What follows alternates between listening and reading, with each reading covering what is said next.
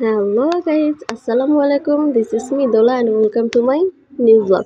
তো আপনাদের জন্য আজকে একটা বিরিয়ানির রেসিপি শেয়ার করব। তো এটা চিকেন বিরিয়ানি। তো আজকে সানের মশলা দিয়ে আর কি বিরিয়ানিটা আমি করব। তো এই জন্য আপনাদেরকে আজকে সানের মশলার প্যাকেটটা দেখাচ্ছি। তো এটা দিয়ে আজকে আমি বিরিয়ানিটা রান্না করব। তো ফার্স্ট টাইম আমি সান মশলা দিয়ে ট্রাই করব। তো অবশ্যই আমার সাথে থাকবে।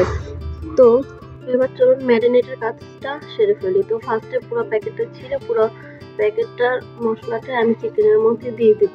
তো একটা জিনিস খেয়াল করবেন, তো আমি পরে এই জিনিসটা বুঝতে পেরেছি যে এই মশলাটার মধ্যে অনেক পরিমাণ লবণ থাকে। তো আপনারা লবণটা একটু কম করে দিবেন আর কি। তো আমি পরে এটা বুঝতে পেরেছি, খাবারটা যখন আমি টেস্ট করছি তখন বুঝতে পারছি। আমি তো লবণ বেশি দেই নাই, বাট তারপরেও আমি দেখতে পেলাম যে অনেক লবণ হয়ে গেছে। তো পরে আমি এটা ফিল করতে পেরেছি হয়তো বা মশলার সাথে লবণটা অ্যাডজাস্ট করা ছিল। তো যাই হোক, আমি ফার্স্ট টাইম রান্না করেছি তো আমি বুঝিনি যে ওটার মধ্যে লবণ অ্যাড করা থাকে। তো যাই হোক, আপনার এটা পুরোটা ম্যারিনেট করে নেবেন আর লবণটা কমিয়ে দিবেন। তো আমি আপনাদেরকে এটা বুঝাচ্ছি কারণ আমি যেটা বুঝতে পেরেছি যে মশলাটার মধ্যে লবণ থাকে। তো যাই হোক, তো এটা পুরোটা ভালো করে ম্যারিনেট করে নিচ্ছি আমি। তো প্রায় 5 মিনিটের মতো আমি এটা ম্যারিনেট করে রেখে দেবো। জাস্ট মশলাটা দিব, এভাবেই রেখে দিব। তো চলুন এখন রান্নার কাজে চলে যাই। তো এখানে আমি ননস্টিকের হাঁড়িটা বসিয়ে দিয়েছি। তো এর মধ্যে আমি তেলটা অ্যাড করে দিলাম। তো তেলটা আমি অনেক পরিমাণ দিয়ে ফেলেছি। তো আপনারা একটু কমিয়ে বাড়িয়ে দেবেন আর কি আপনাদের চাল অনুযায়ী। তো আমি বেশি করে অ্যাড করে ফেলেছিলাম।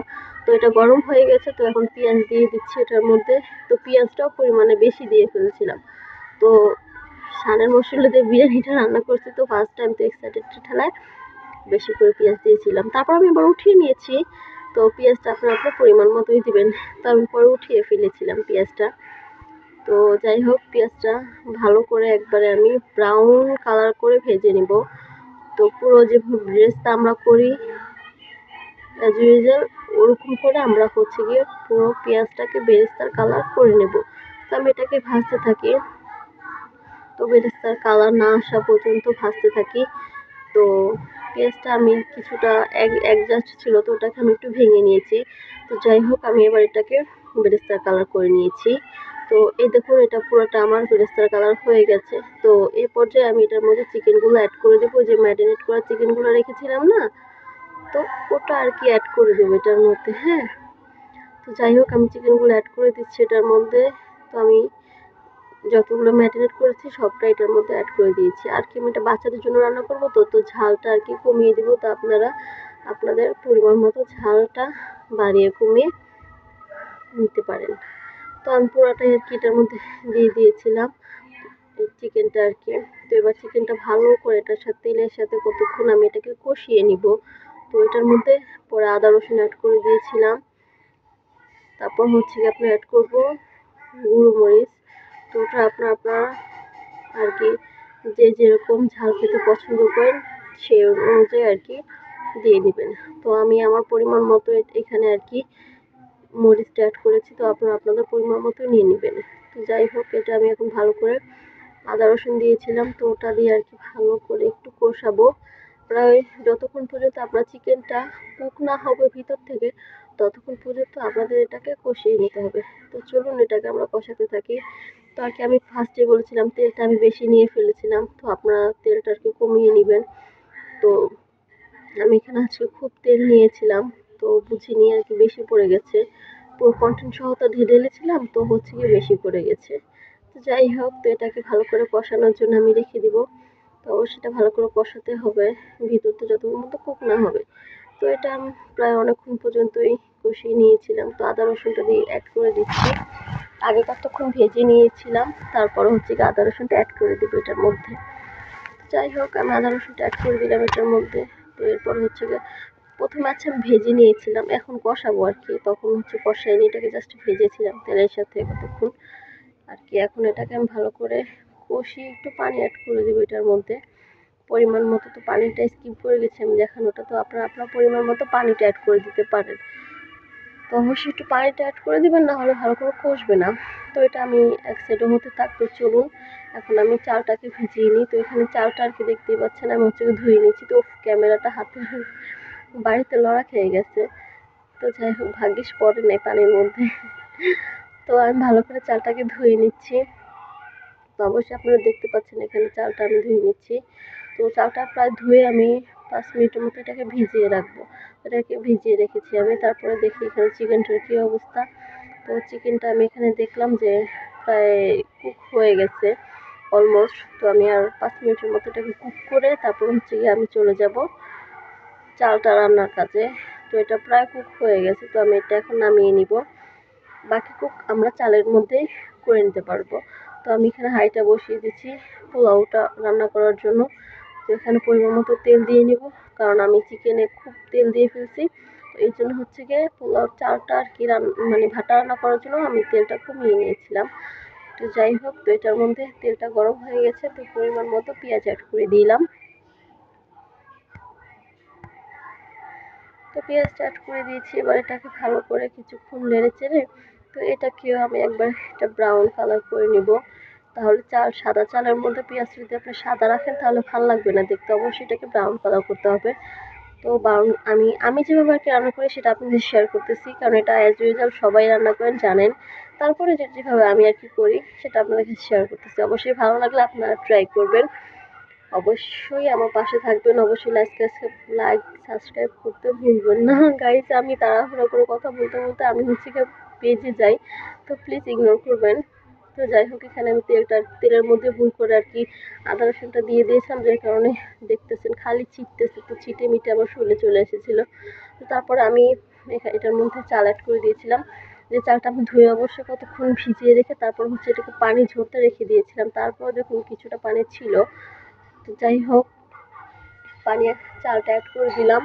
তো এবার এটাকে ভাজবো প্রায় 5 মিনিটের মতো। আমি চালটাকে ভিজিয়ে নেবো। আপনার চালটা ভেজে নিলে কি হয়, আপনার পোলাওটা আর কি ঝরঝরা হয়। মানে আপনার বিরিয়ানি বলেন, পোলাও বলেন, যেটাই রান্না করবেন অবশ্যই চালটাকে 5-10 মিনিট, যদি পোলাও রান্না করেন অবশ্যই 10 মিনিটের মতো ভেজে নেবেন, আর যদি বিরিয়ানি রান্না করেন অবশ্যই 10 বা 5 মিনিটের মতো এটাকে ভেজে নিতে পারেন। তাহলে অবশ্যই দেখবেন পোলাওটা ঝরঝরা হবে। চালটা যেহেতু আপনি এখানে কিছুক্ষণের মতো ভেজে নিয়েছিলেন। তো এরপর আমি চালের মধ্যে লবণ অ্যাড করে দিয়েছিলাম পরিমাণ মতো। আপনার চাল অনুযায়ী লবণটা অ্যাড করে দেবেন। তো আমি এখানে আমার চাল অনুযায়ী অ্যাড করে নিয়েছিলাম লবণটা। তো এরপরে ভালো করে বেশ কিছুক্ষণের জন্য আমি এটাকে ভেজে নিয়েছি। তো তেলটা আর কি কম দিয়েছিলাম, তো তার জন্য হচ্ছে গিয়ে আপনার চালটা একটু নিচে লেগে ধরে গিয়েছিল। তো যাই হোক, তারপর হচ্ছে গিয়ে এটাকে কিছুক্ষণের জন্য আমি ভেজে নিব। তো এটা ভাজতে থাকি। তো এটাকে প্রায় কিছুক্ষণের মতো আমি ভেজে নিচ্ছি। তো এর মধ্যে এখন আমি যে চিকেনগুলো রেখেছিলাম তো ওটা অ্যাড করে দিব। তো চলুন চিকেনটা নিয়ে আসি।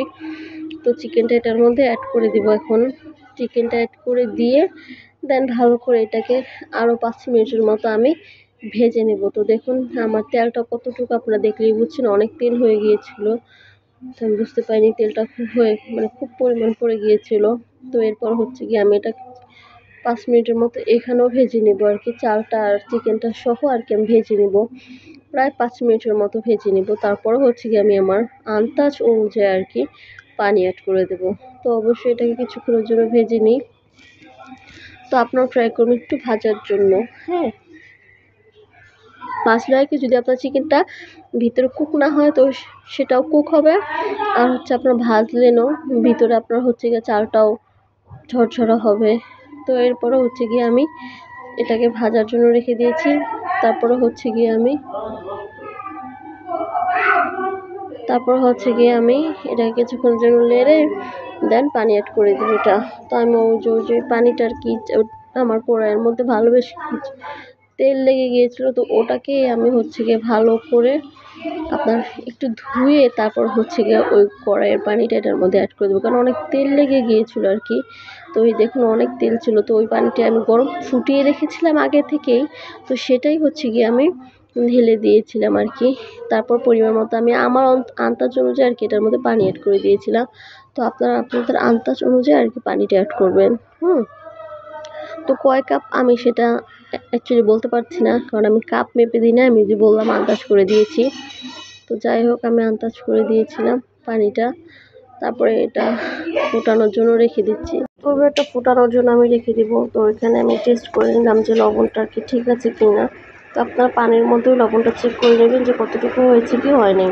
তো আমি পানির মধ্যেই লবণটা চেক করে নিয়েছিলাম। তো এরপর হচ্ছে গিয়ে আমি এখানে অ্যাড করে দেবো পরিমাণ মতো লবণ। কারণ আমার একটু কম হয়েছিল, তো এই লবণটা আমার অ্যাড করা উচিত ছিল না, যে কারণেই আমার বিরিয়ানিটার মধ্যে অতিরিক্ত লবণ হয়ে গিয়েছিল। তো অবশ্যই আপনারা টেস্ট করে নেবেন লবণটা কার কম বেশি হয়েছে কিনা। তো আমার এই লবণটাই দেওয়া উচিত ছিল না, সো এটা দিয়ে ফেলেছি বিধায় আমার চিকেনটা একদম বিরিয়ানিটা একদম লবণ হয়ে গিয়েছিল। তারপর হচ্ছে গিয়ে প্রায় হয়ে আমি এটাকে পুরো পানিটা টেনে গিয়েছি। এরপর হচ্ছে যে আমি পাশের চুলা অ্যাড করে পাশে আর কি এটার দুধ আর হচ্ছে গিয়ে আপনার একটু চিনি ওটার সাথে মিলাইয়া আর কি এটার মধ্যে দিয়ে দিব। তো আমি এটাকে ভালো করে নেড়ে চেড়ে নিচ্ছি, কারণ তলানিতে আবার লেগে যায় কিনা, তো এটা খেয়াল করবেন আপনার তলানিতে যাতে না লেগে যায়। তো আমি এ পর্যায়ে এটাকে ঢেকে রাখছি। তো এটাকে ঢাকনা এখন উঠিয়ে দেখতেছি এটা কতটুকু হয়েছে। তো যেটা আপনাদেরকে বলেছিলাম ফার্স্টে আমি যে রেখে দিয়েছিলাম সেই দুধটা, এটার মধ্যে চিনিও তো ওটা অ্যাড করে দিয়েছিলাম এটার মধ্যে। এবার এটা কিছুক্ষণের এটার থেকে আপনার পুরো আর বিরিয়ানিটা কমপ্লিট হয়ে যাবে। তো এটা আমার লাস্ট স্টেপ। তো এর মধ্যে বাকিটা আমি কুক করে নিব। তো এখানে আস্তে করে একবারে লো হিটে আমি জালটাকে রেখে দিয়েছিলাম। এবার তারপরে আস্তে আস্তে যাই হোক, এবার আমি এটা একবারে ফাইনাল আর কি, এখানে আর কোনো কাজ নেই। এবার এটাকে ডেকে আপনারা আপনাদের আর কি জালটা একবার লো হিটে রেখে দেবেন। তারপরে এইখান থেকে আস্তে আস্তে কুক হয়ে যাবে। তো আমার অলমোস্ট কুক হয়ে গেছে। তারপরে হচ্ছে গিয়ে আমি ঢাকনা দিয়ে একবার লো হিটে করে রেখে দিয়েছিলাম। এবার আপনাদেরকে ফাইনাল আর কি ইয়াটা দেখাবো। তো চলুন ফাইনালটা দেখে নিই। তো এই যে আমার ফাইনাল লুক বিরিয়ানিটার, তো অবশ্যই কেমন হয়েছে আমাকে কমেন্ট করতে ভুলবেন না। তো আপনারা যদি রেসিপিটা ট্রাই করেন তো অবশ্যই আমাকে কমেন্ট করবেন। তো এখানে আমি আমার ভাইকে দিয়েছিলাম যে তুই টেস্ট করে বল যে কেমন হয়েছে।